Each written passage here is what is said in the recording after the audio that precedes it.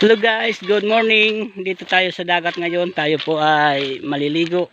Ito po ang dagat dito sa aming lugar. Ito guys, oh, ang ganda. Kailang malaki ang bato dito.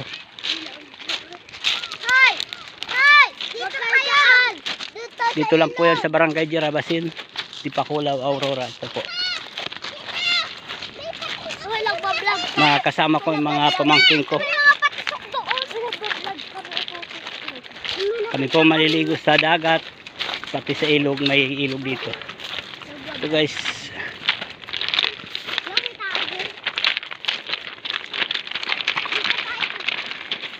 Yan po yung tawagin ay Susundalaga. Yung dalawa po yan, oh. Yan po naman ang resort.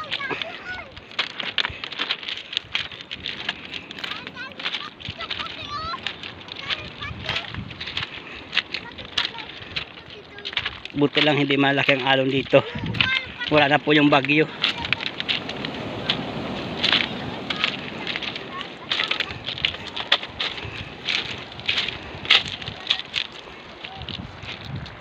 Yun ang mga kasama ko, mga pamangkin ko, maliligo kami.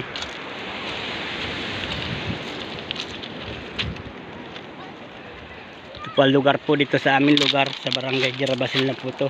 Aurora po ito. Kakaiba po dito ang tabing dagat kasi medyo mabato, hindi katulad ng iba na pino ang buhangin. Dito bato po.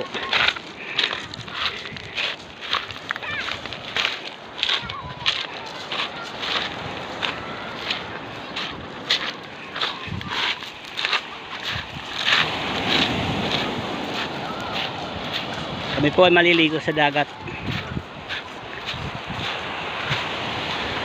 Pwede ka maligo po dito sa dagat at saka ilog kasi ang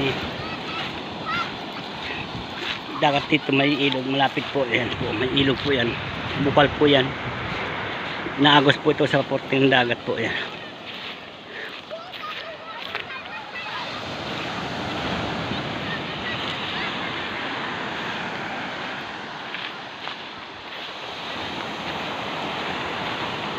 Sa mga naghanap ng maligo, sa mga naghanap ng papaliguan na libre, dito lang po yan sa Barangay Jirabasin, Sitio Bangin po. Yan po, ilog po yan, bukal po yan, diretso po yan doon sa may taas. Yan po, pag ayaw mo nang maalat, pwede sa tabang po guys. Oh, daming mga bata naliligo.